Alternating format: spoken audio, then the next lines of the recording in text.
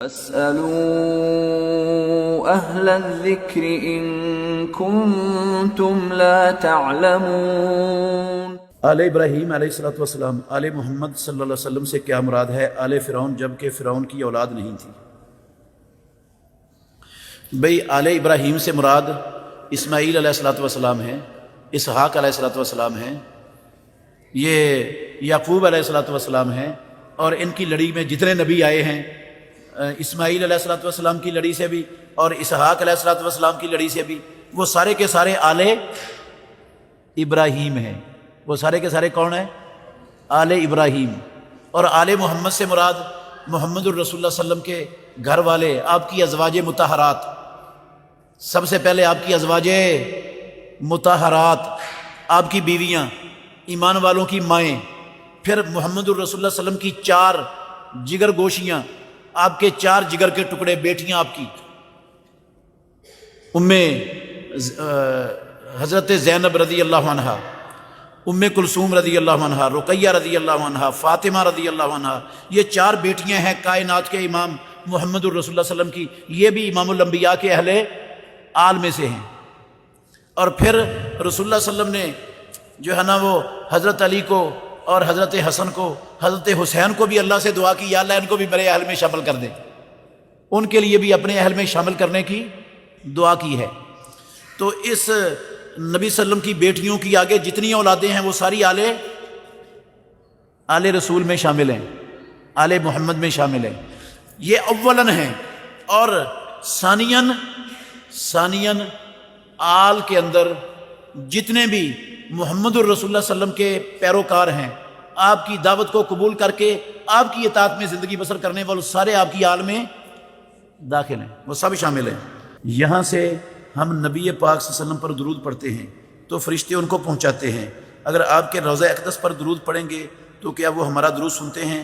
نہیں عزیز بھائیو، رسول مکرم صلی اللہ علیہ وسلم پر آپ دنیا کے جس خطے میں، جس کونے میں، جس لمحے میں، جس وقت میں درود پڑھو گے، اللہ کے فرشتے وہ درود رسول اللہ صلی اللہ علیہ وسلم تک کیا کریں گے؟ پہنچائیں گے۔ چاہے آپ مشرق کے آخری کونے میں پڑھیں، چاہے مغرب کے آخری کونے میں پڑھیں، اور چاہے آپ محمد الرسول اللہ صلی اللہ علیہ وسلم کی قبر کے سامنے کھڑے ہو کر پڑھیں، فرشتوں نے پہنچانا ہے۔ اللہ کے نبی کوئی نہیں سنتے، نہ جواب دیتے ہیں نہ سنتے ہیں، نہ جواب دیتے ہیں نہ سنتے ہیں۔ جواب دینے والی اور سننے والی کوئی ایک روایت حدیث کے ذخیرے میں پایہ ثبوت کو نہیں پہنچتی، پایہ ثبوت کو نہیں پہنچتی۔ پیش کیا جاتا ہے درود محمد الرسول اللہ صلی اللہ علیہ وسلم پر سب کا۔ قبر پر اذان پڑھنا یا سر کی طرف کھڑے ہو کر سورہ بقرہ کا پہلا رکوع پڑھنا اور آخری رکوع پڑھنا پاؤں کی طرف کھڑے ہو کر جائز طریقہ ہے؟ بھئی اسلام کا طریقہ نہیں ہے۔ اسلام اللہ کے نبی کی زندگی میں مکمل ہو گیا ہے۔ آپ صلی اللہ علیہ وسلم کے بعد وہی نہ کسی پر اتری ہے، نہ قیامت تک اترنے والی ہے۔ محمد الرسول اللہ صلی اللہ علیہ وسلم نے اپنی پوری نبوی زندگی ایک مرتبہ بھی قبر پر اذان نہ کہلوائی ہے، نہ کہی ہے، اور نہ کسی کو کہنے کی ترغیب دی ہے۔ نہ کہی، نہ کہلائی، اور نہ کہنے کا کسی کو حکم دیا، نہ ترغیب دی ہے۔ نام و نشان نہیں ہے اللہ کے دین میں جو محمد الرسول اللہ کی زندگی میں مکمل ہو گیا قبر پر اذان پڑھنے کا۔ صحیح چھوڑ کر، میں اللہ کے گھر میں بیٹھا ہوں، صحیح چھوڑ کر دنیا میں کسی ماں نے ایسا بچہ نہیں جنا جو ایک ضعیف حدیث مجھے قبر پر اذان پڑھنے کی پیش کر دے۔ صحیح نہیں، جو ضعیف حدیث پیش کر دے ایسا کوئی ماں نے ابھی تک نہیں جنا۔ جس کا وجود ضعیف حدیث میں بھی نہیں ہے وہ عمل اسلام کہاں سے بن جائے گا؟ نہ قرآن میں نہ حدیث میں۔ اور میں یہ بھی دعوے سے کہہ سکتا ہوں، اللہ وجہ البصیرت کہہ رہا ہوں، چیلنج ہے میرا، کوئی دنیا کا مولوی امام ابو حنیفہ رحمۃ اللہ علیہ ان کے شاگردوں کی کتابوں سے مجھے یہ قبر پر اذان کہنے والا مسئلہ دکھا دے، نہیں ہے وہاں پر، فقہ حنفی میں بھی نہیں ہے۔ منیت المصلی، قدوری، شرح وقایہ، کنز الدقائق، ہدایہ، فتاوی ہندیہ، رد المختار، در المختار، ساری کتابیں فقہ حنفی کی چھان مارو، کوئی مائی کا لال کسی ایک کتاب سے قبر پر اذان کہنے کا ایک لفظ لا کے دکھا دے، منہ مانگا انعام دوں گا۔ قرآن سے نہیں مانگتا، حدیث سے بھی نہیں مانگتا، صحابہ کی زندگیوں سے بھی نہیں مانگتا، امام ابو حنیفہ کی فقہ سے مانگتا ہوں۔ اگر اس سے بھی کوئی نہیں دکھا سکتا تو پھر اس اذان کا تعلق دین سے کیا ہوگا؟ ہاں، یہ گڑھلتل دین ہے. یہ اپنے آپ کو جس نے یہ اذان ایجاد کی ہے وہ اپنے آپ کو رب بنا کے بیٹھا ہے. بدبخت، اس نے اپنے آپ کو رب بنایا ہے. رب کو بتایا تجھے نہیں پتا چلا، تیرا دین ناقص تھا، میں نے تیرے مقابلے میں رب بن کے میں نے دین کو مکمل کر دیا. یہ بھی چاہیے تھی، ادھر بھی اذان ہونی چاہیے تھی. نہ تجھے پتا چلا نہ تیرے نبی کو پتا چلا، میں نے یہ اذان بنا دی ہے. یہ بھی دین ہے. انا للہ و انا الیہ راجعون. یہ قرآن قبرستان میں پڑھنا حلال نہیں ہے.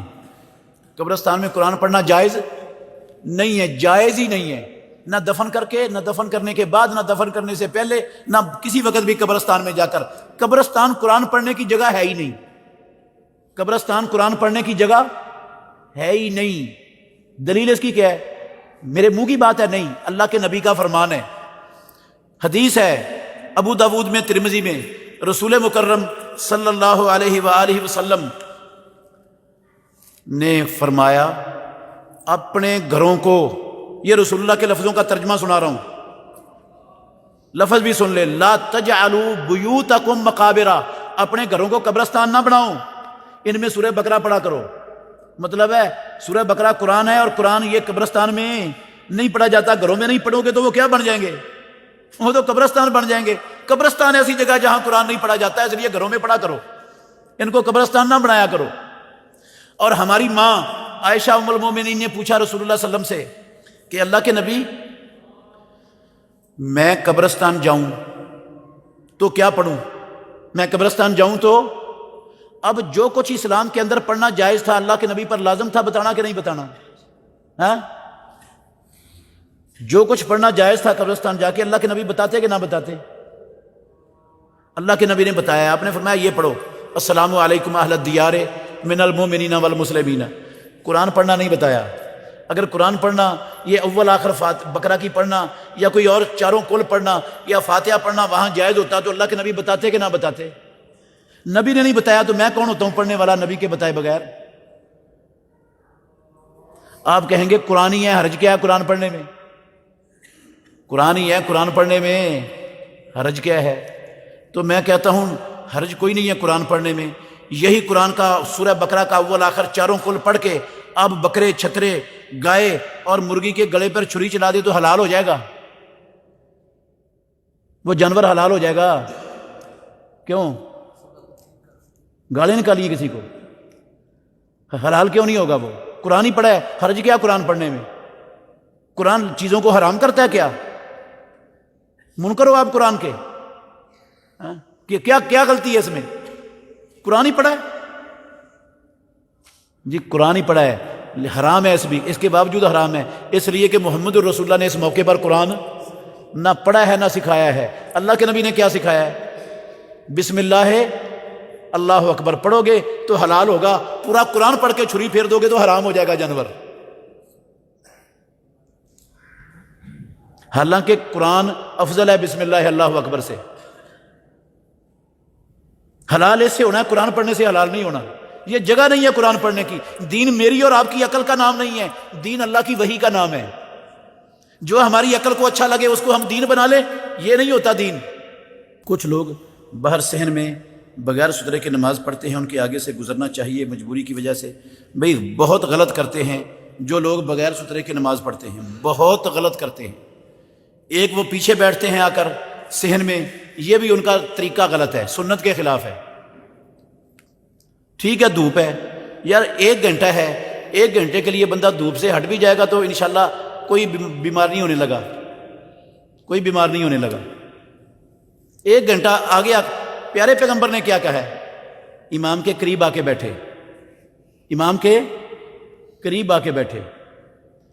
جو بندہ غسل کرتا ہے، کرواتا ہے، پیدل چل کے آتا ہے اور امام کے قریب آ کے بیٹھتا ہے، کوئی لغو حرکت نہیں کرتا، ہر قدم کے بدلے 1 سال کے روزے اور 1 سال کی تہجدوں کا ثواب رب اس کو عطا کرتا ہے. اور جو پیچھے ہی بیٹھ جاتا ہے نا، پیچھے ہی، وہ دھوپ کی وجہ سے اس کو یہ ثواب کوئی نہیں ملنا. اس کی شرط ہے آگے امام کے قریب آ کے بیٹھنے کی، جہاں جگہ موجود ہے. گردنیں بھی نہیں پھلانگنی، جو پہلے آگے ہیں جہاں بیٹھ گئے ہیں تو ان کا پہلا حق ہے، ان کی گردنیں پھلانگ کے بھی آگے نہیں آنا، اور آگے جگہ بھی خالی چھوڑ کے پیچھے نہیں بیٹھنا، یہ طریقہ نہیں ہے محمد الرسول اللہ کا نہ صحابہ کا۔ غیر محرم کو ٹچ کرنا گناہ ہے، تو رشتہ داروں کے گھر بچیوں کے سر پر ہاتھ رکھنا چاہیے نہیں بھائی۔ رسول مکرم صلی اللہ علیہ وسلم کی حدیث ہے صحیح ابن حبان میں، صحیح ابن حبان میں صحیح سند کے ساتھ اللہ کے نبی کا فرمان ہے لَأَن يُطْعَنَ أَحَدُكُمْ بِمِخْيَةٍ فِي رَأْسِهِ أَيْسَرُ لَهُ مِنْ أَن يَمَسَّ امْرَأَةً لَا تَحِلُّ لَهُ۔ تم میں سے کسی کے بندے کے سر پر سوئی مار کے سوراخ کر دیا جائے، یہ چھوٹا معاملہ ہے اس بات سے کہ وہ کسی غیر محرم عورت کو چھوئے۔ سر میں سوا مار کے سوراخ کرنا یہ ہلکا معاملہ ہے اس بات سے کہ اس کا ہاتھ کسی غیر محرم عورت کو چھوئے، یہ رسول اللہ صلی اللہ علیہ وسلم کا فرمان ہے۔ بالکل بھی یہ طریقہ ٹھیک نہیں ہے۔ سبحانک اللہم ربنا و بحمدک اشہد ان لا الہ الا انت استغفرک و اتوب الیک۔ عزیز بھائیو، پہلی بات تو یہ یاد رکھیں کہ بیت اللہ پر پہلی نظر پڑھنے پر جو حدیث آتی ہے کہ جو پہلی نظر پڑھتے ہوئے دعا کی جائے گی وہ قبول ہو جائے گی، وہ حدیث سندن ثابت نہیں ہے، وہ حدیث ضعیف ہے، پایہ ثبوت کو نہیں پہنچتی۔ اور ایک دوسری حدیث ہے جس میں یہ لفظ ہے کہ پہلی نظر جب بیت اللہ پر پڑے حاجی یا عمرہ کرنے والے کی تو وہ یہ دعا پڑھے اللہم زد ھذا البیت تشریفاً و تکریماً و تعظیما۔ یہ حدیث بھی ضعیف ہے، یہ بھی پایہ ثبوت کو نہیں پہنچتی، یہ والی دعا بھی ثابت نہیں ہے رسول اللہ صلی اللہ علیہ وسلم سے، اور یہ والی بات بھی ثابت نہیں ہے کہ پہلی نظر پڑھنے سے جو دعا کی جائے گی وہ قبول ہو جائے گی۔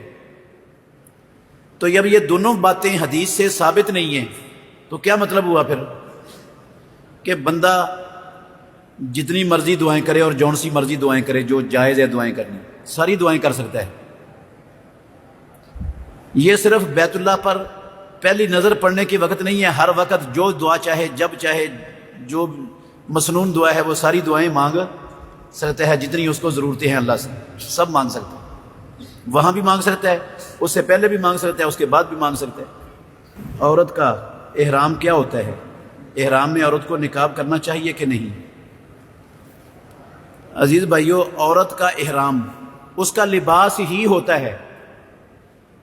جتنے بھی کپڑے عورت نے اپنے گھر میں غسل کر کے پہن لیے ہیں سفر شروع کرنے سے پہلے، وہ سارے کے سارے پورے کے پورے کپڑے الف سے لے کر یہ تک وہ سارے کے سارے اس کا کیا بن جانا ہے؟ احرام۔ وہ سارے کپڑے اس کا کیا بن جانا ہے؟ احرام۔ عورت کے احرام کی، مرد کے احرام کی طرح کوئی مخصوص چادریں نہیں ہیں، کوئی مخصوص چادریں نہیں ہیں۔ اس کی شلوار، اس کی قمیض، اس کا دوپٹہ، اس کا برقع، اس کی جرابیں، جو کچھ اس نے پہنا ہوا ہے سارے کا سارا وہ عورت کا احرام ہے۔ صرف دو پابندیاں ہیں جن سے منع کیا ہے رسول اللہ صلی اللہ علیہ وسلم نے صحیح بخاری کی حدیث میں کہ لا تنتقب المرأۃ ولا تلبس القفازین، کہ عورت نقاب نہیں پہنے گی اور ہاتھوں پر دستانے نہیں پہنے گی احرام کی حالت میں۔ نقاب نہیں پہنے گی اس کا کیا مطلب ہے؟ یہ سمجھنے والی بات ہے، کیونکہ بہت سے اہل علم کو یہاں پر بہت بڑی غلطی لگ گئی ہے۔ وہ نقاب نہیں کرے گی اس کا معنی یہ سمجھ بیٹھے ہیں کہ وہ پردہ نہیں کرے گی، حالانکہ نقاب نہ کرے اس کا معنی پردہ نہیں کرنا نہیں ہے۔ نقاب نہیں کرنا اس نے احرام کی حالت میں، لیکن چہرہ ڈھانپنا ہے، پردہ کرنا ہے، چہرے کو بالکل اپنے پورے جسم کے کسی حصے کو غیر محرم کے لیے نہیں کھولنا احرام کی حالت میں بھی، لیکن نقاب نہیں کرنا اور دستانے نہیں پہننے۔ اب دستانے نہیں پہننے کا مطلب یہ نہیں ہے کہ وہ ہاتھ ننگے کر کے لوگوں کو دکھاتی پھرے، ہاتھ بھی نہیں کھولنے لوگوں کے سامنے، لیکن دستانے نہیں پہننے، ہاتھ بھی چھپا کے رکھنے، چہرے پر نقاب نہیں پہننا لیکن چہرہ چھپا کے رکھنا ہے، لوگوں کے سامنے کھولنا نہیں۔ نقاب عربی ڈکشنری کے اندر، عربی لغت میں، عربی جو ہے نا لغت منجد، اس کے اندر نقاب کا جو معنی ہے نا وہ لوگوں نے غور نہیں کیا، جس وجہ سے ان کو غلطی لگ گئی۔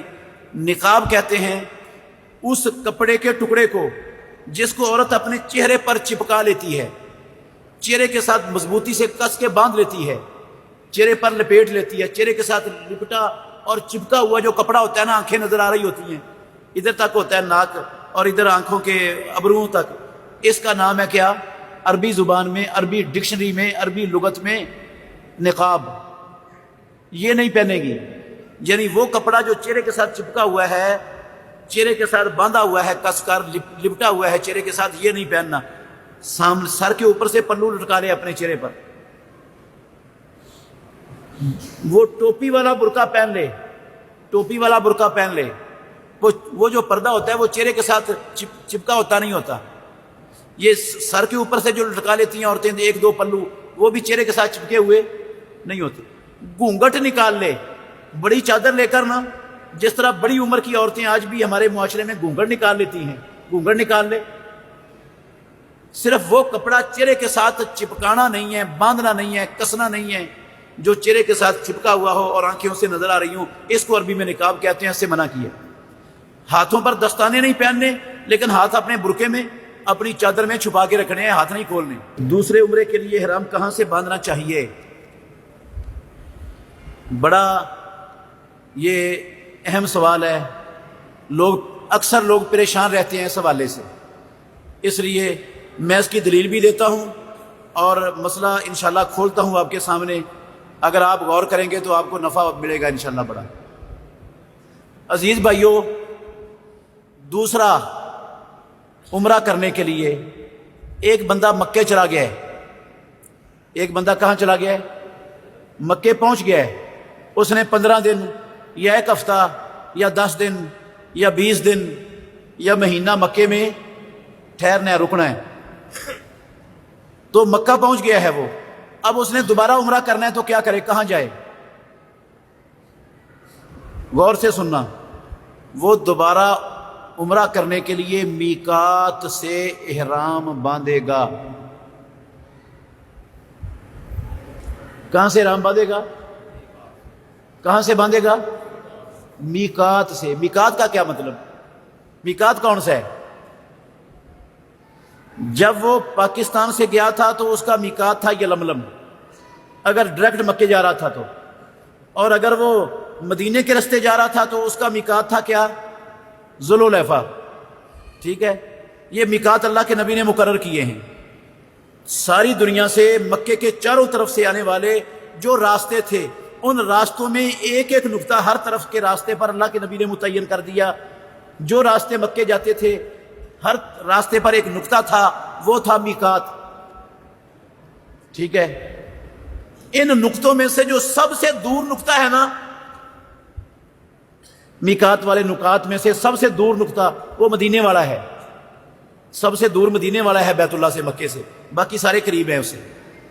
اچھا، جو ان نقاط کے اندر، ان میقاتوں کے اندر رہتا ہے، یہ تو ان لوگوں کے لیے ہو گیا نا یہ نقطے جو باہر سے آئیں گے، اور جو ان کے اندر سے رہتا ہے اس کا میقات کون سا ہے؟ کیا وہ اپنے قریب ترین میقات پر پیچھے جائے گا پہلے، پھر وہاں سے احرام باندھ کے آگے آئے گا؟ نہیں، امام الانبیاء نے کہا من حیث انشأ، جہاں سے وہ اٹھا ہے نا اس کا گھر ہی اس کا میقات ہے۔ جو ان مقررہ مواقیت کے اندر رہتا ہے، جو اس کی رہائش گاہ ہے، وہی اس کا کیا ہے؟ میقات ہے۔ اچھا، پھر فرمایا حتیٰ اہل مکہ من مکہ، حتیٰ کہ مکے والے وہ کہاں سے احرام باندھیں گے؟ مکے سے۔ کس چیز کا؟ حج کا بھی، عمرے کا بھی۔ ممن اراد الحج والعمرۃ، اس کے لیے جو حج کا اور عمرے کا ارادہ رکھتا ہے، مکے والے احرام باندھیں گے کہاں سے؟ کہاں سے؟ مکے سے، اپنے گھر سے ہی۔ ان کا گھر ہی ان کا کیا ہے؟ میقات ہے۔ اس حدیث میں یہ لفظ ہیں، یہ بخاری کی حدیث ہے، کتاب المناسک باب المواقیت، عبداللہ بن عباس رضی اللہ عنہ راوی ہیں، اس حدیث میں یہ لفظ ہیں۔ یہ بڑا جملہ غور کرنا، ہنہ لا ہنہ ولمن اتا علیہن من غیر اہلہن، یہ جن جگہوں کے لیے جو جگہ متعین کر دیں، وہ جگہیں ان جگہوں والوں کے لیے میقات ہیں، اور جو ان جگہوں والوں والا نہیں ہے لیکن وہ دوسرا کوئی اس راستے سے آ رہا ہے، اس کا بھی یہی میقات ہے۔ مثلا ہمارا میقات ہے یلملم. ہمارا میقات کیا ہے؟ یلملم. اگر ہم مدینے کے راستے جاتے ہیں تو پھر یلملم سے احرام نہیں باندھیں گے، پھر کہاں سے باندھیں گے؟ ذوالحلیفہ سے. پھر میقات کون سا ہو جائے گا؟ اصل میں ہمارا میقات یہ ہے پاکستانیوں کا، لیکن یہ ان لوگوں کے لیے جو ڈائریکٹ مکے جاتے ہیں، جو ڈائریکٹ مدینے جاتے ہیں، مدینے سے مکے آتے ہیں، ان کا میقات یہ پاکستان والا میقات نہیں ہوگا، ان کا میقات مدینے والوں کا میقات ہوگا. وہ ادھر سے احرام باندھے گا، ادھر سے نہیں باندھے گا. اب مکے چلا گیا ہے، مکے والوں کا میقات مکہ ہے. جو مکے سے عمرہ کرنا چاہے تو اس کا میقات کون سا ہوگا؟ مکہ ہی. اس کا ہوٹل ہی میقات ہوگا یار، ہوٹل ہی. اگر ہم مدینے جاتے ہیں، مدینے کے راستے، تو ہمارا میقات کون سا ہے؟ ذوالحلیفہ. کیوں ذوالحلیفہ ہے؟ وہ تو ہمارا ہے نہیں، وہ راستے میں وہ آتا ہے، اس لیے وہ ہمارا ہو گیا ہے. اگرچہ ہمارا اصل میں یہ تھا لیکن بن ہو گیا کیونکہ ہم اس راستے سے جا رہے ہیں. اب ہم مکے چلے گئے، مکے سے عمرہ کرنا چاہتے تو مکے والوں کا میقات کون سا ہے؟ مکہ. اگر مدینے والوں کا میقات ہمارا بن سکتا ہے اس راستے کی وجہ سے، تو مکے والوں کا میقات ہمارا میقات کیوں نہیں بنتا، جبکہ ہم بھی مکے میں رہ رہے ہیں کچھ دنوں کے لیے؟ اس لیے مسجد عائشہ جانے کی کوئی ضرورت نہیں ہے، کوئی فرض نہیں ہے، کوئی ضروری نہیں ہے. جیرانہ جانے کی کوئی ضرورت نہیں ہے. یہ مسجد عائشہ اور جیرانہ کوئی میقات مقرر نہیں کی ہے اللہ کے نبی نے، ان کو میقات مقرر نہیں کیا. نہ جیرانہ میقات ہے، نہ مسجد عائشہ میقات ہے. ہر جگہ جہاں بندہ ٹھہرا ہوا ہے وہی اس کا کیا ہے؟ میقات ہے، جہاں سے وہ عمرہ کرنے کی نیت کر رہا ہے. جو مکے میں جس ہوٹل میں ٹھہرا ہے وہ ہوٹل ہی اس کا میقات ہے. جب حج کا احرام باندھتے ہیں ہم 8 ذوالحجہ کو، تو کس میقات پر جاتے ہیں؟ کیوں جی؟ حج کا احرام باندھنے کے لیے حاجی 8 ذوالحجہ کو کس میقات پر جاتے ہیں؟ کہاں سے باندھتے ہیں حج کا احرام؟ اپنے ہوٹل سے ہی. کہاں سے احرام باندھتے ہیں یار؟ حج کا احرام اگر ہوٹل سے باندھا جاتا ہے تو عمرے کا احرام ہوٹل سے کیوں نہیں ہو سکتا؟ حج کا ہو سکتا ہے، عمرے کا نہیں ہو سکتا؟ نہیں بھائی، یہ کینچی چپل والا اسلام کا مسئلہ ہے ہی نہیں، یہ جاہلوں کے گھر کا مسئلہ ہے. یہ گڑنتل دین ہے، گڑنتل. اس کا اسلام سے کوئی واسطہ، ناتا، تعلق سرے سے ہے ہی نہیں.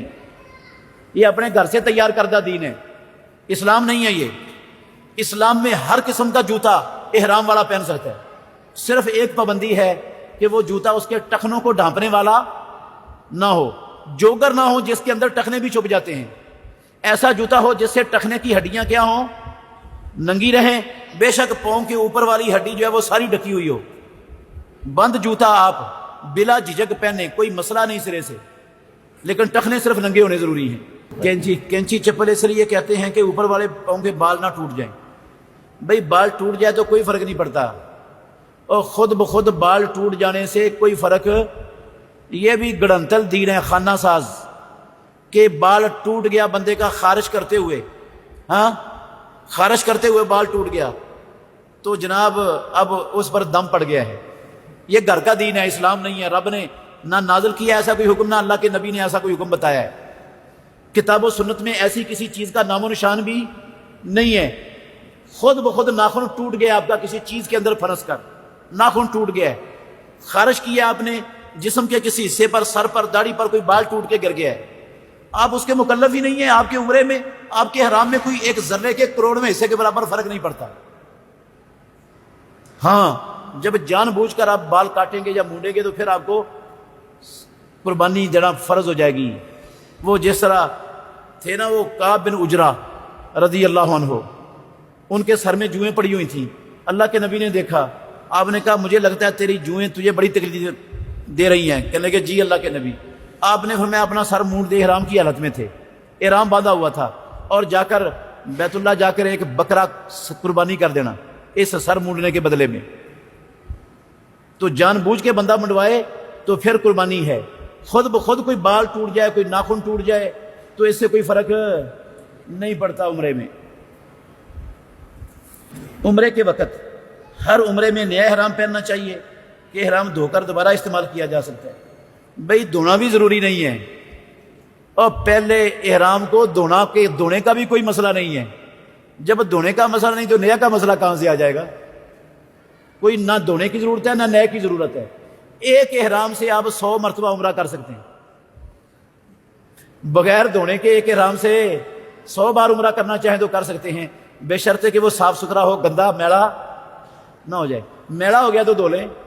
دھونے کا تعلق میل کے ساتھ ہے، دھونے کا تعلق عمرے کرنے کے ساتھ نہیں ہے۔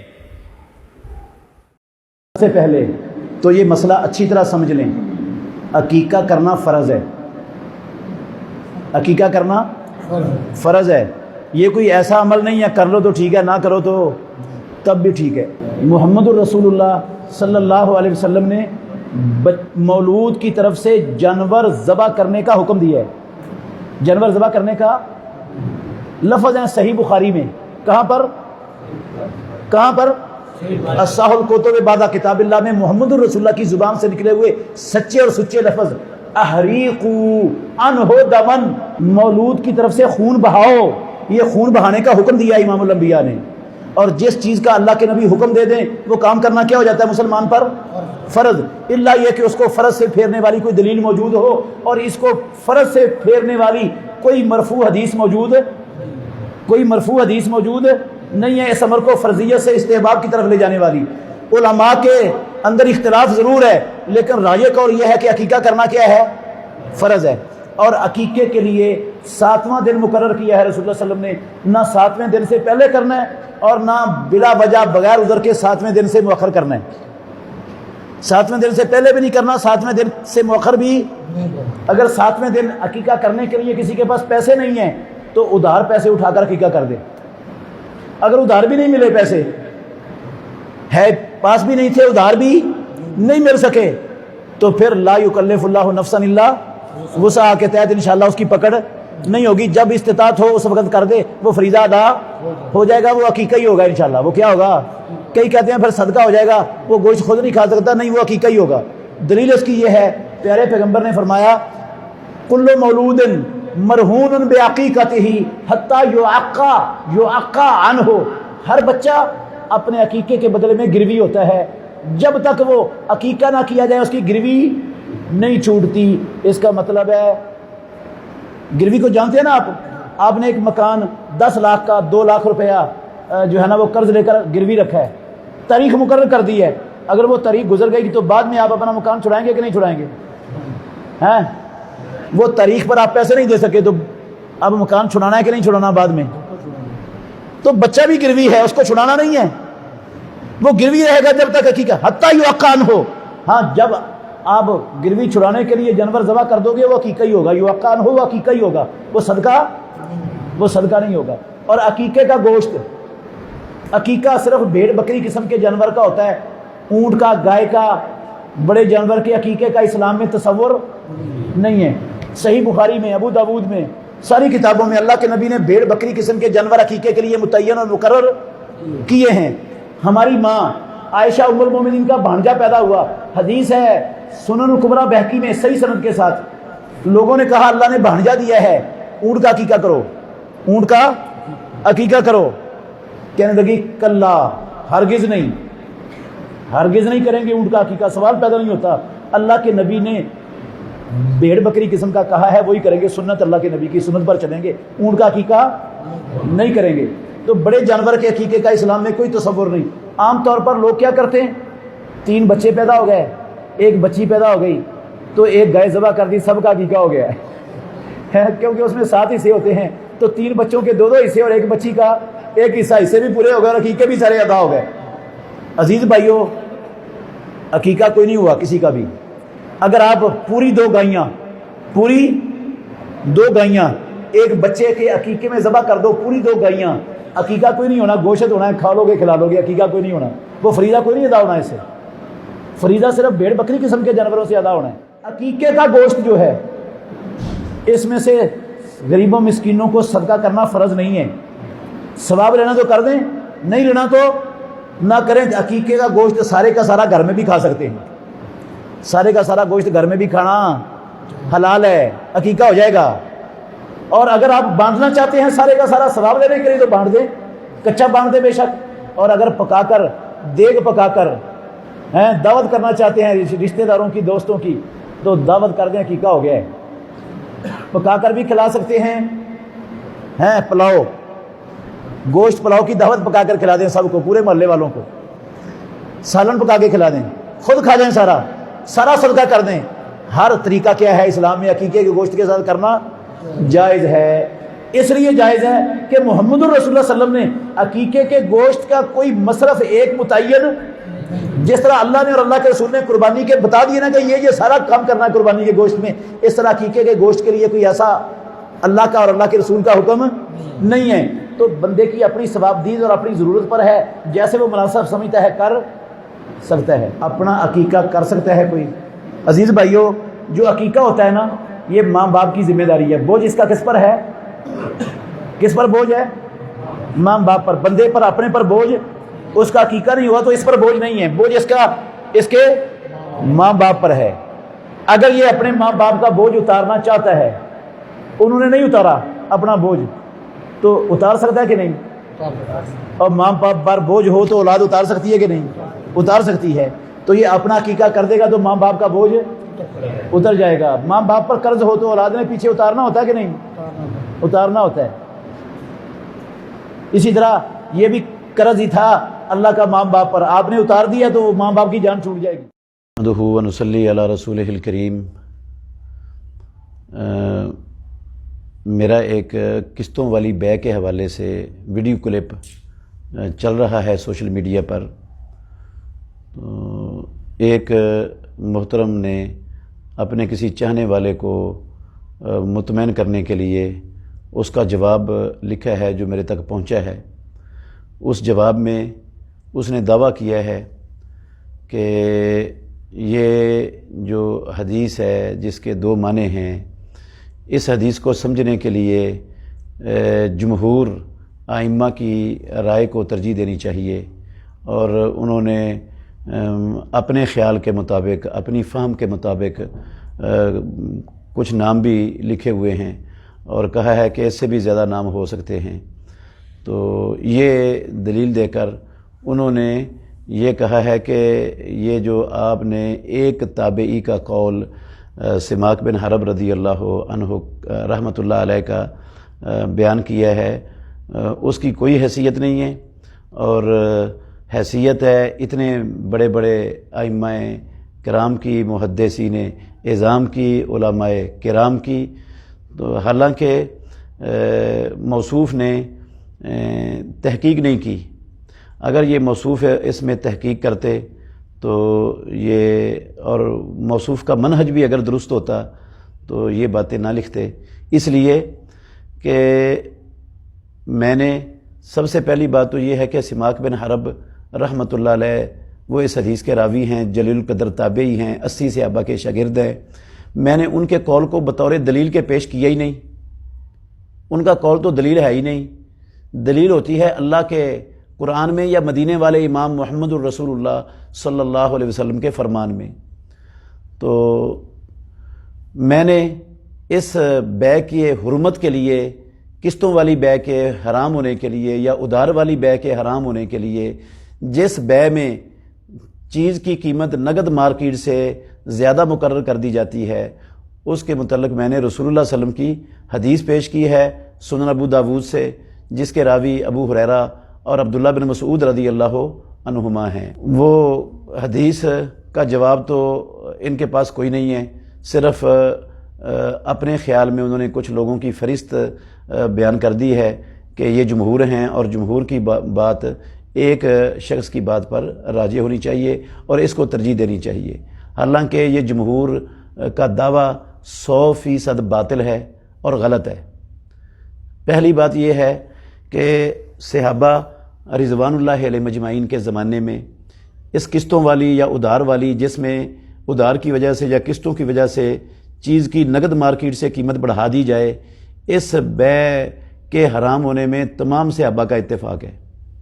اس حوالے سے عبداللہ بن مسعود رضی اللہ تعالیٰ عنہ اور عبداللہ بن عباس رضی اللہ تعالیٰ عنہما دونوں کی جو ہے نا وہ رائے اور دونوں کا فتویٰ اس کے حرام ہونے کے متعلق موجود ہے کتابوں میں، میں وہ پیش بھی کر دیتا ہوں آپ کے سامنے۔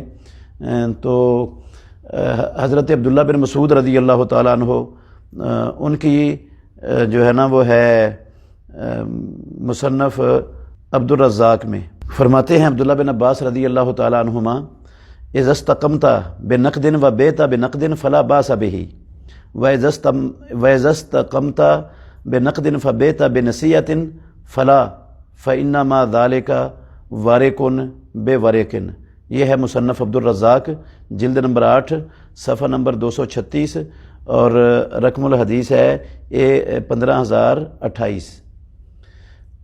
اب عبداللہ بن مسعود رضی اللہ عنہ کے فرمان کا ترجمہ سن لیں کہ آپ نے عبداللہ بن عباس رضی اللہ عنہ کہتے ہیں کہ آپ نے کسی چیز کی قیمت کسی نقدی کے برابر مقرر قرار دی کہ اس چیز کی قیمت اس نقدی کے برابر ہے، مثلا اس کی قیمت 100 روپے کے برابر ہے، اور آپ نقد میں اس کو اتنے کی ہی فروخت کرتے ہیں 100 روپے کی، تو اس بے میں کوئی حرج نہیں ہے۔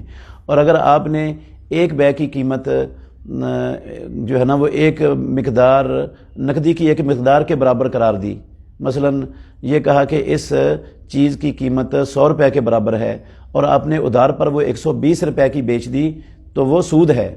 عبداللہ بن مسعود، عبداللہ بن عباس رضی اللہ تعالیٰ عنہما اس کو سود قرار دے رہے ہیں، اور سود ہونے کی وجہ سے اس کو حرام قرار دے رہے ہیں، جیسا کہ پیارے پیغمبر محمد الرسول اللہ صلی اللہ علیہ وسلم نے اپنی وحی والی زبان سے اس کو سود ہونے کی وجہ سے حرام قرار دیا ہے۔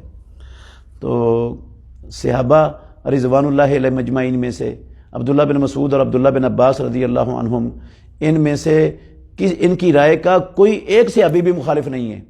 اور اس محترم نے بھی، جس نے میری بات کا جواب لکھا ہے، اس نے بھی کسی ایک صحابی کا تذکرہ نہیں کیا، تابعین سے شروع کیا ہے۔ اس کو بھی پتہ ہے کہ صحابہ میں سے ایک صحابی بھی نہیں ہے جو ان کی رائے کا قائل ہو۔ یہ مسئلہ قسطوں کی وجہ سے یا ادھار کی وجہ سے کسی چیز کے ریٹ کو بڑھانے کا یہ مسئلہ صحابہ کے دور میں تھا ہی نہیں، یہ مسئلہ پیدا ہی متاخرین کے دور میں ہوا ہے۔ تو متاخرین کے دور کے اندر پیدا ہونے والے مسئلے پر اگر چند علماء بعد کے جو ہے نا وہ اپنے کچھ شبہات کی بنا پر یا اپنی کچھ خواہشات کی بنا پر اگر وہ فتویٰ دے رہے ہیں یا کسی تقلید کی بنا پر دے رہے ہیں، تو ان کی تو کوئی حیثیت نہیں ہے۔ متقدمین میں تو صحابہ آتے ہیں، اور ہم مکلف ہیں اس بات کے جس طرح رسول اللہ صلی اللہ علیہ وسلم سے صحابہ نے دین کو سمجھا ہے اس طرح سمجھنا چاہیے۔ اور سارے صحابہ، ایک بھی صحابی جو ہے نا وہ اس عبداللہ بن عباس رضی اللہ عنہما کی جو رائے میں نے پیش کی ہے، ایک بھی صحابی اس کا مخالف نہیں ہے۔ اگر ان کے پاس کوئی ایسا ایک صحابی کا نام ہے تو پیش کریں، سارے صحابہ تو اس کے خلاف ہیں، تو جمہور کس طرف ہو گئے؟ میں نے یہ بات اس لیے کی ہے کہ یہ دعویٰ کیا گیا ہے کہ جمہور کی یہ رائے ہے، یہ دعویٰ سرے سے ہی باطل ہے اور بے حیثیت ہے۔ ایک صحابی بھی ان کے پاس نہیں ہے اور جمہور ان کے پاس کیسے ہو گئے؟ دوسری بات یہ ہے کہ جمہور میں جن کے نام لکھے ہوئے ہیں ان میں امام احمد بن حنبل رحمۃ اللہ علیہ، امام شافعی رحمۃ اللہ علیہ، شیخ الاسلام ابن تیمیہ رحمۃ اللہ علیہ، ان کے نام اس نے اس بے کو جائز قرار دینے والوں میں لکھے ہیں، حالانکہ یہ صاف ان پر بہتان ہے اور وہ اس کو حرام سمجھتے ہیں اور سود ہونے کی وجہ سے انہوں نے اس کو حرام قرار دیا ہوا ہے۔ میں ان کے اقوال آپ کے سامنے پیش کرتا ہوں۔ علامہ شوکانی رحمۃ اللہ علیہ نے نیل الاوطار کی جلد نمبر 5 صفحہ نمبر 172 میں نقل کیا ہے امام شافعی رحمۃ اللہ علیہ کا موقف بیعتین فی بیعتین کی تفسیر میں۔ وہ کہتے ہیں کہ امام شافعی رحمۃ اللہ علیہ نے فرمایا کہ ہوا ان یقولا بیتو کا بے الف نقدن او الفین الی سناتن، کہ بیعتین فی بیعتین کا مطلب یہ ہے کہ میں اگر نقد لیتے ہو تو یہ 1000 روپے کی چیز ہے، اگر قسطوں پر لیتے ہو ادھار لیتے ہو تو یہ 2000 روپے کی چیز ہے۔ امام شافعی رحمۃ اللہ علیہ اس کو ربا ہونے کی وجہ سے، سود ہونے کی وجہ سے، قیمت کے قسطوں کی وجہ سے، ادھار کی وجہ سے، بڑھانے کی وجہ سے اس کو حرام قرار دے رہے ہیں۔ وہ اس کا ترجمہ اور اس کا معنی یہ کرتے ہیں کہ ادھار کی وجہ سے جب قیمت بڑھا دی جائے گی تو یہ بیعتین فی بیعتین ہے۔ انہوں نے تو یہ والا جو جہالت کی بنیاد پر بعض علماء کا جو خیال ہے انہوں نے تو اس کو کنڈیم کر دی ہے، یہ تو معنی ہی نہیں سمجھتے وہ امام شافعی رحمۃ اللہ علیہ، اور یہ محترم صاحب امام شافعی کا نام ان میں لکھ کر لوگوں کو دھوکہ دینے کی کوشش کر رہے ہیں۔ اور احمد بن حنبل رحمۃ اللہ علیہ ان کے بارے میں بھی موجود ہے، امام ابن حزم رحمۃ اللہ علیہ نے محلہ ابن حزم کے اندر جلد نمبر 9 صفحہ نمبر 16 پر لکھا ہوا ہے کہ امام احمد بن حنبل رحمۃ اللہ علیہ کے بیٹے نے پوچھا، پوری سند موجود ہے، امام ابن حزم رحمۃ اللہ علیہ نے اپنی پوری سند کے ساتھ لکھا ہے کہ امام احمد بن حنبل رحمۃ اللہ علیہ کے بیٹے عبداللہ نے اپنے باپ سے پوچھا، احمد بن حنبل رحمۃ اللہ علیہ سے، اس جو ہے نا وہ بیعتین فی بیعتین کے متعلق، تو انہوں نے کہا ھذا بیع فاسد، ھذا بیع فاسد، یہ فاسد بیع ہے، حرام بیع ہے، باطل بیع ہے۔ تو امام احمد بن حنبل تو اس کو فاسد قرار دے رہے ہیں، اور یہ موصوف امام احمد بن حنبل کا نام ان میں شامل کر کے جو اس کے جواز کے قائل ہیں دھوکہ دے رہے ہیں لوگوں کو۔ اور اسی طرح امام ابن حزم رحمۃ اللہ علیہ نے قاضی شریح رحمہ اللہ ان کا قول بھی نقل کیا ہے۔ وہ کہتے ہیں کہ اقل الثمنین و ابعد الاجلین او الربا، کہ دو قیمتیں جو ایک چیز کی مقرر کی گئی ہیں وہ دونوں قیمتوں میں سے کم پر لے، اور دو اجلیں جو مقرر کی گئی ہیں، نقد لیتے ہو تو اتنے کی اور ادھار لیتے ہو تو اتنے کی، لے قسطوں پر اور ادھار، اور لے کم قیمت پر، تو یہ ٹھیک ہے۔ او الربا یا سود ہے، یہ قاضی شریح رحمہ اللہ اس کو سود قرار دے رہے ہیں، اور سود ہونے کی وجہ سے اس کو حرام قرار دے رہے ہیں۔ تو عبداللہ بن عباس رضی اللہ عنہ، عبداللہ بن مسعود رضی اللہ تعالیٰ عنہ، امام ابن سیرین، قاضی شریح، امام احمد بن حنبل رحمۃ اللہ علیہ، امام مالک، امام شافعی، امام ابن حزم رحمۃ اللہ علیہ، یہ متقدمین اہل علم ہیں، صحابہ سارے متقدمین ہیں۔ اس موصوف نے تو صحابہ کو ویسے متقدمین سے خارج کر کے ایسا عوام الناس کو دھوکہ دیا ہے، انا للہ و انا الیہ راجعون۔ افسوس ہے ان لوگوں پر جو ہے نا وہ اپنی خواہشات کو اور اپنی رائے کو ثابت کرنے کے لیے جو ہے نا وہ اصطلاحات بدلنے سے بھی گریز نہیں کرتے۔ تو یہ سارے ائمہ ہیں، صحابہ سارے ہیں، شیخ الاسلام ابن تیمیہ ہیں رحمۃ اللہ علیہ، اور احمد بن حنبل ہیں، سارے بڑے بڑے علماء کرام اس کو سود ہونے کی وجہ سے حرام قرار دیتے ہیں، اور جنہوں نے اس کو جہالت کی وجہ سے حرام قرار دیا ہے ان کی بات ہی غلط ہے۔ یہ حدیث کی تعویل ہی باطل ہے، اس لیے باطل ہے تعویل یہ حدیث کی کہ اس میں جہالت تو ہے ہی نہیں سرے سے۔ جہالت کس طرح ہے اس میں؟ بیچنے والے نے بتا دیا کہ یہ نقد لیتے ہو تو یہ 100 روپے کی ہے، مثلاً قسطوں پر لیتے ہو تو یہ 150 روپے کی ہے مثال کے طور پر۔ اب وہ لینے والا چیز لے جاتا ہے، یا تو وہ پیسے دے کے لے کے جائے گا تب بھی جہالت نہیں ہے، یا وہ پیسے نہیں دے گا ویسے چیز اٹھا کر لے جائے گا تب بھی جہالت نہیں ہے۔ جہالت کدھر ہے ادھر؟ جہالت کیسے ہے؟ پیسے دے گیا تو اس کا مطلب ہے نقد لے گیا ہے، نہیں دے گیا تو اس کا مطلب ہے ادھار لے گیا، ادھار۔ یہ جہالت کدھر گئی ہے؟ بائع نے خود اختیار دیا ہے مشتری کو، بیچنے والے نے خریدار کو اختیار دیا ہے کہ یہ چیز نقد لیتے ہو تو اتنے کی ہے، ادھار لیتے ہو تو اتنے کی ہے، اور اس نے اس اختیار سے فائدہ اٹھا کر وہ ادھار چیز لے گیا، پیسے اس کو دیے نہیں۔ جہالت کدھر رہ گئی اس میں؟ اس کو جہالت قرار دینا اور جہالت کی بنا پر اس کو غلط قرار دینا یہ بھی ناانصافی ہے۔ میں نے پہلے کلپ میں وضاحت کی تھی کہ جہالت اس میں بنتی نہیں ہے، کیونکہ رسول مکرم صلی اللہ علیہ وسلم اس بیع کو سود ہونے کی وجہ سے حرام قرار دے رہے ہیں، اور بعض علماء اس بیع کو جو ہے نا وہ جہالت کی وجہ سے حرام قرار دے رہے ہیں۔ اب اللہ کے نبی کی بات معتبر ہوگی یا بعض علماء کی بات معتبر ہوگی؟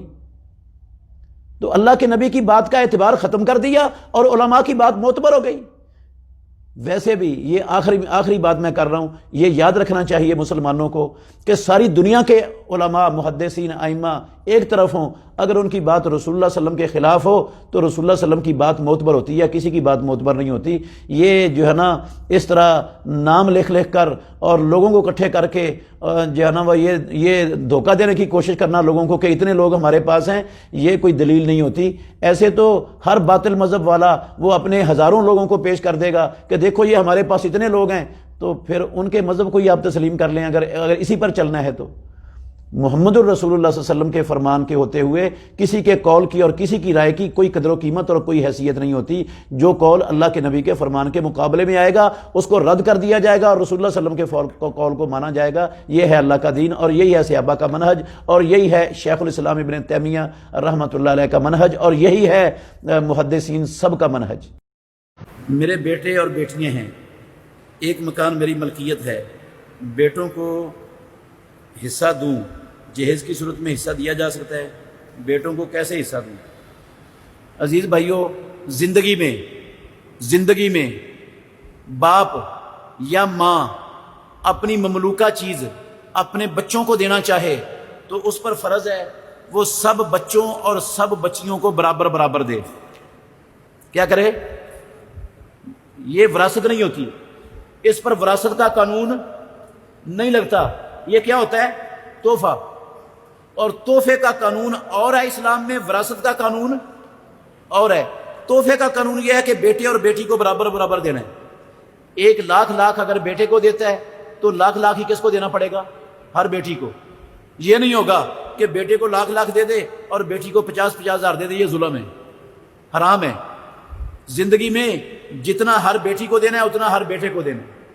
اور جب باپ یا ماں فوت ہو جائے تو اس کے وراثت میں سے پھر للذکر مثل حظ الانثیین، مذکر کو 2 مؤنثوں کے حصے کے برابر ملتا ہے، بہن کو بھائی سے آدھا ملتا ہے، آدھا.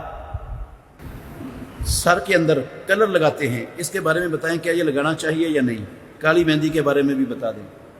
عزیز بھائیوں، سفید بال سر کے ہوں یا داڑھی کے ہوں، سفید بالوں کو رنگ لگانا افضل ہے.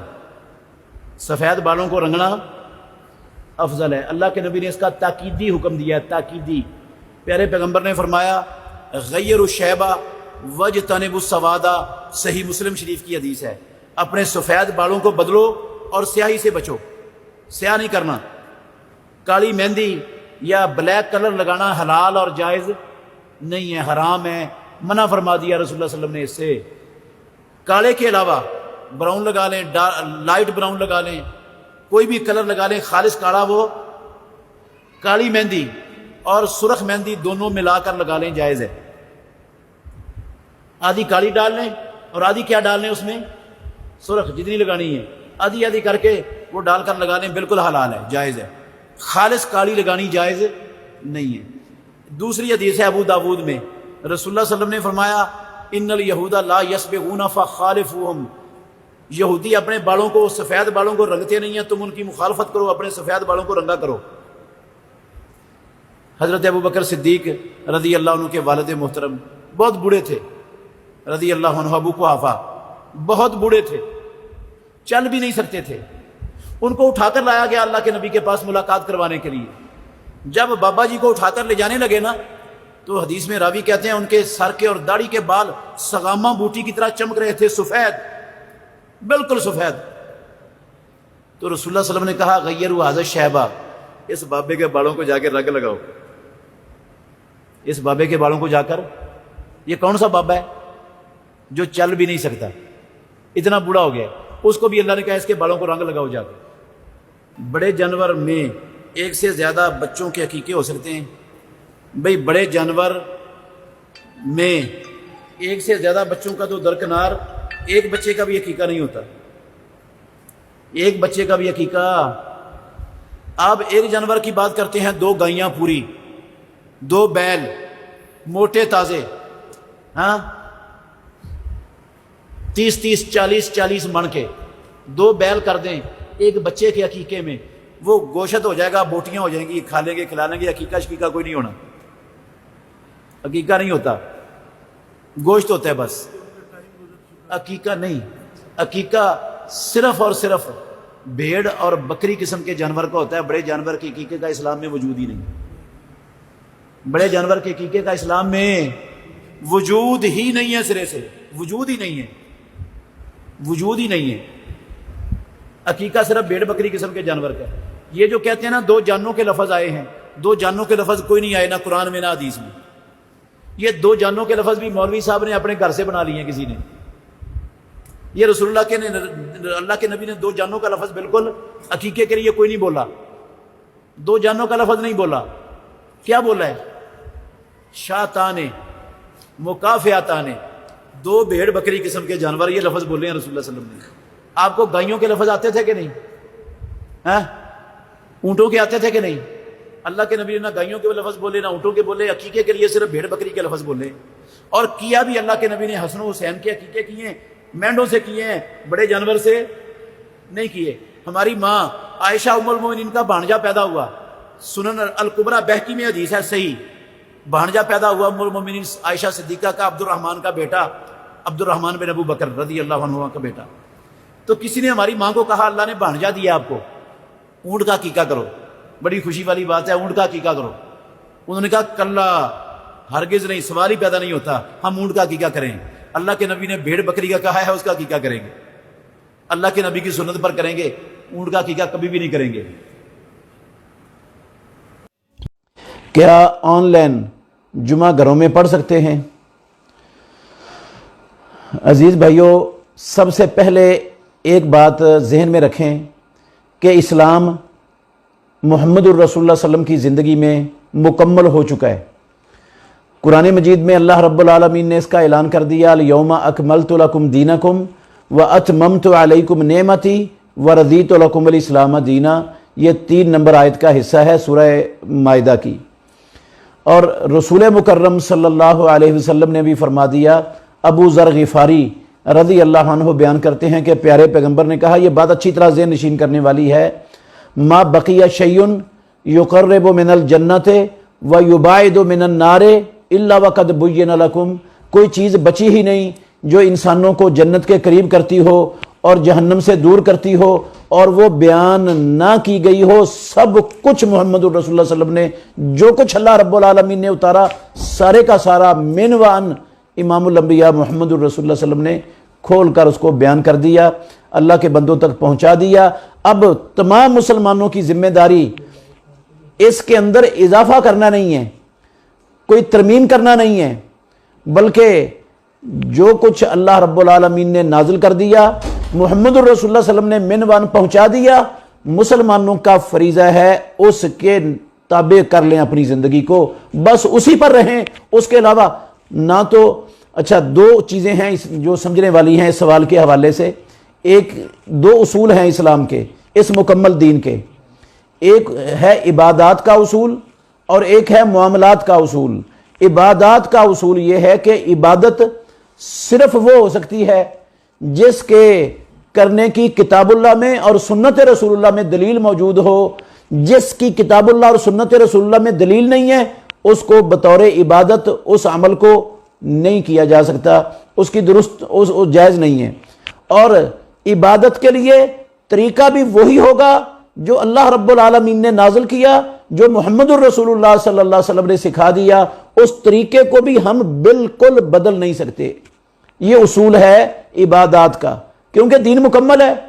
تو دین کے اندر, اسلام کے اندر, عبادات کے اندر ایک جمعے کی عبادت ہے, اور جمعے کی عبادت میں طریقہ محمد الرسول اللہ صلی اللہ علیہ وسلم کا موجود ہے, پیارے پیغمبر کے صحابہ کا موجود ہے.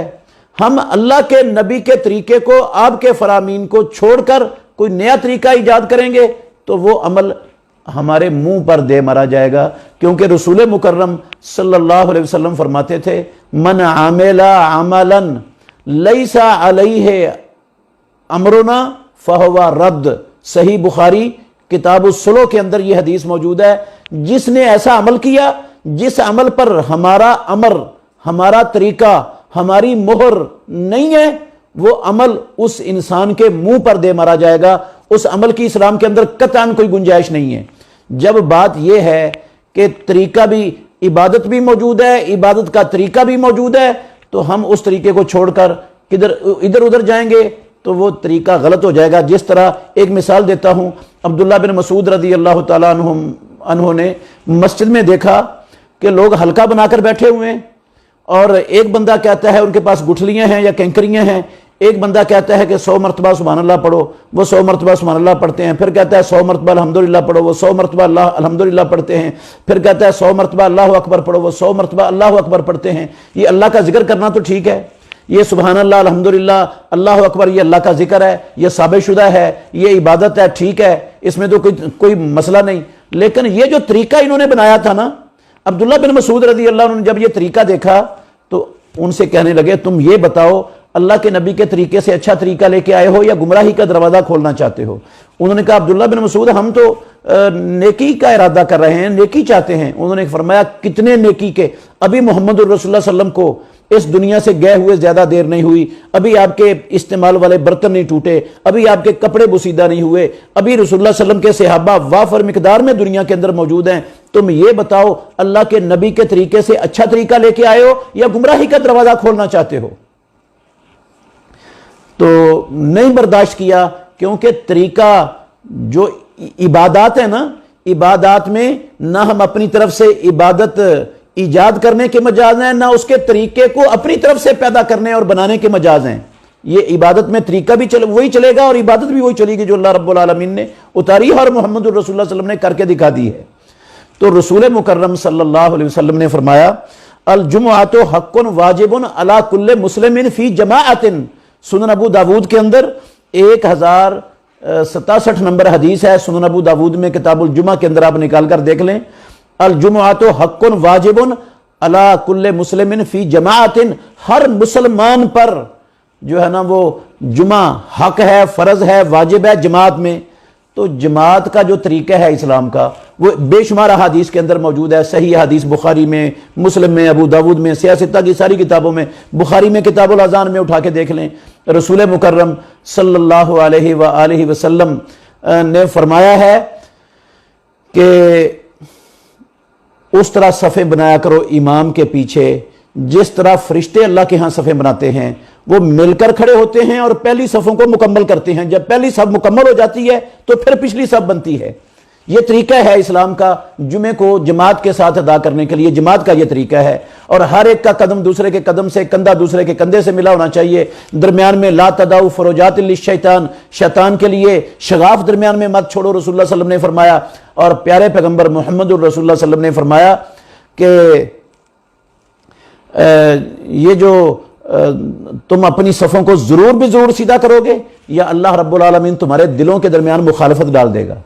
تو یہ تو جبکہ آن لائن جمعہ میں اگر امام خطبہ دے رہا ہے کسی جگہ پر اور ساری دنیا کے لوگ اپنے اپنے گھروں میں وہ آن لائن اس کی نماز کے ساتھ نماز پڑھ رہے ہیں تو اس حدیث پر تو عمل ہو ہی نہیں سکتا۔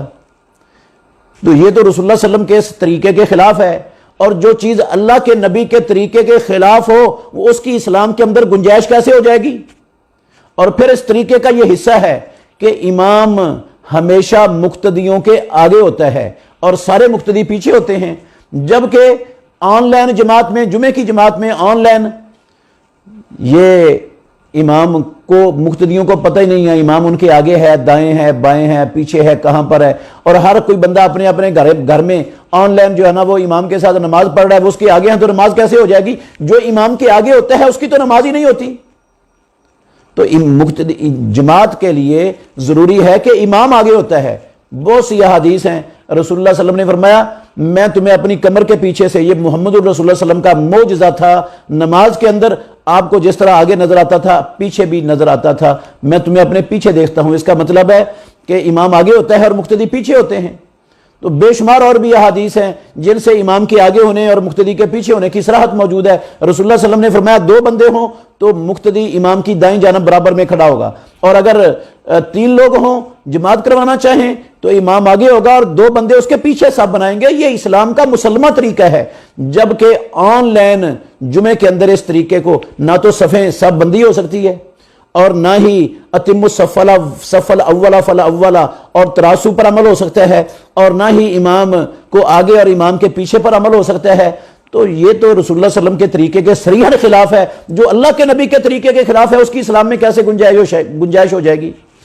ایک بات یہ بھی یاد رکھیں کہ رسول مکرم صلی اللہ علیہ وآلہ وسلم کے طریقے سے ہٹ کر عمل کریں گے تو وہ عمل باطل ہو جائے گا۔ قرآن مجید میں اللہ نے کہا ہے یا ایھا الذین آمنوا اطیعوا اللہ واطیعوا الرسول ولا تبطلوا اعمالکم، اللہ کی اور اللہ کے رسول کی اطاعت کرو، اپنے عملوں کو باطل نہ کرو۔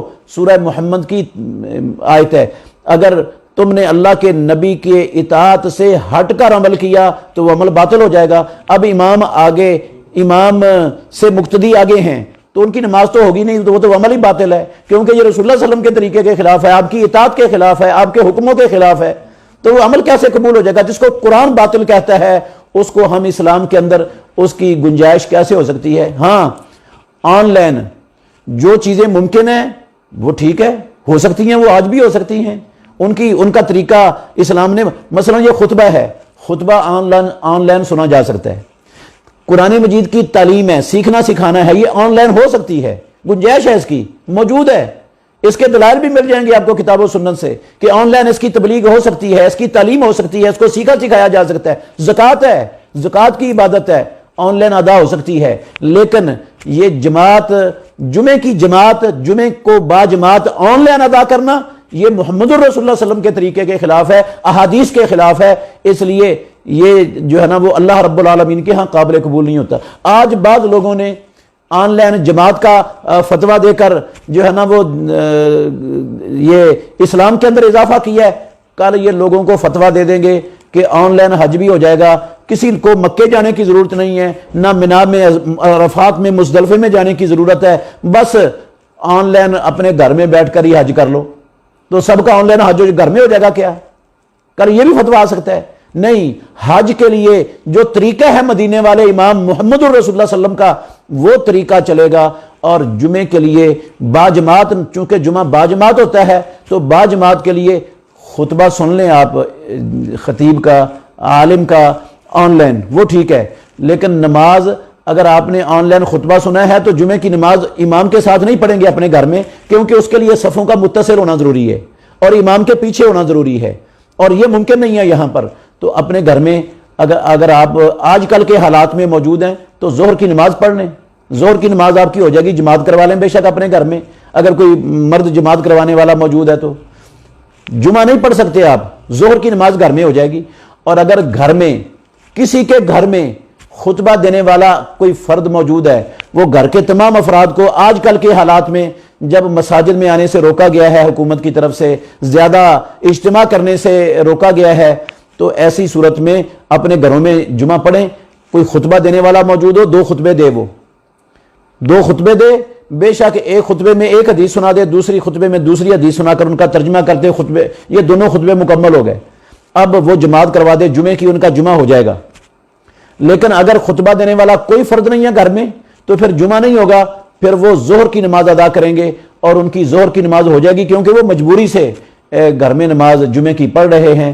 تو گھر میں مجبوری کی وجہ سے جمعہ ہو سکتا ہے، لیکن یہ آن لائن چونکہ یہ پیارے پیغمبر کا طریقے کے خلاف بنتا ہے، آپ کی تعلیمات کے خلاف بنتا ہے، آپ کے اسوہ حسنہ کے خلاف بنتا ہے، اور یہ عبادت کے اندر ایک نیا طریقہ ہے جس کی اسلام کے اندر گنجائش نہیں ہے، اس لیے یہ قطعاً بعض لوگوں کا طریقہ 100% غلط ہے، باطل ہے، اسلام کے خلاف ہے۔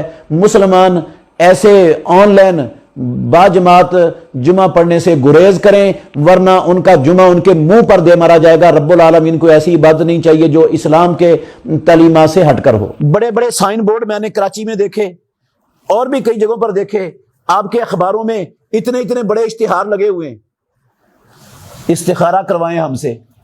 ٹی وی پر استخارہ کروانے کا پروگرام چلتا ہے، ٹی وی پر استخارے کا پروگرام چلتا ہے۔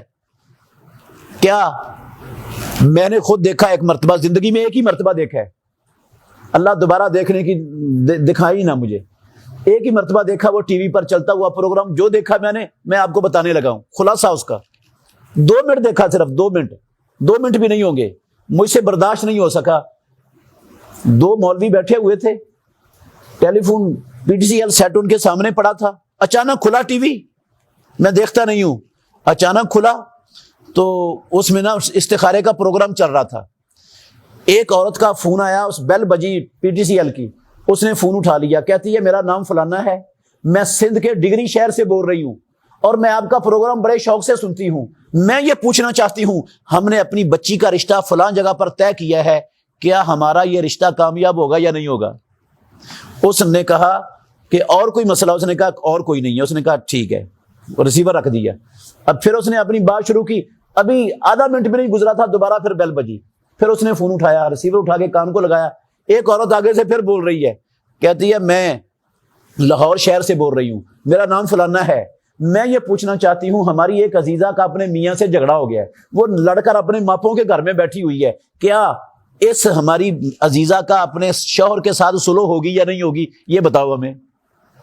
میرے بھائیو، یہ رشتہ کامیاب ہوگا یا نہیں ہوگا، سلو ہوگی یا نہیں ہوگی؟ میں اللہ کے گھر میں بیٹھا ہوں، پیدا کرنے والے کی قسم اٹھا کے کہتا ہوں یہ آسمانوں والے رب کے سوا کوئی نہیں جانتا۔ یہ کوئی جانتا؟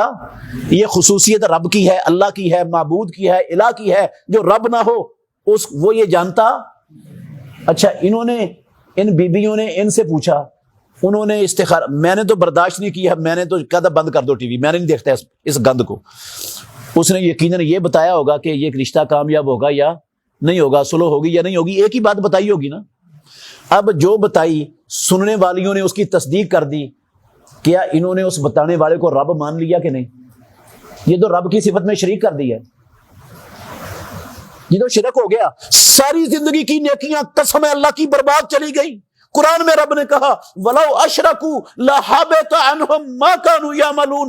اگر میرے نبی بھی اللہ کے ساتھ کسی کو شریک بنائیں گے ان کے سارے اعمال برباد ہو جائیں گے. سارے اعمال نبیوں، میں اور آپ کس باقی مولی ہیں؟ نبیوں کے مقابلے میں میں اور آپ کی کیا حیثیت رکھتے ہیں دنیا میں، کائنات میں؟ کیا چیز ہے؟ کیا چیز ہے؟ ککھ بھی نہیں ہے ہم نبیوں کے مقابلے میں. تو میرے بھائیوں بڑا ہی خطرناک معاملہ ہے یہ غیب کی خبریں دینے والے نجومیوں کے پاس جانا، ان کو ہاتھ دکھانا، ان سے معلوم کروانا کہ یہ میرا کام جو ہے نا یہ اس میں منافع ہوگا یا نہیں ہوگا، میں شروع کروں یا نہ کروں. اور یہ استخارہ کروانا ان بدبختوں کے پاس جا کر کہ ہمیں بتاؤ استخارہ کر کے یہ مستقبل میں کیسے ہوگا ہمارے لیے. استخارہ ان کاموں کے لیے نہیں ہوتا کہ آپ کو مستقبل کی خبریں بتائے گا استخارہ. تو ان کے پاس جانا یہ ان کو اللہ رب العالمین کی صفت میں کیا کرنا ہے؟ شریک کرنا ہے. اور جب بندہ اللہ کے ساتھ شرک کر لے گا تو سارے عمل ہی ضائع اور برباد ہو جائیں. بہترین صدقہ جاریہ حاصل کرنے کے لیے اس ویڈیو کو لائک، کمنٹ اور شیئر کرنا مت بھولیں.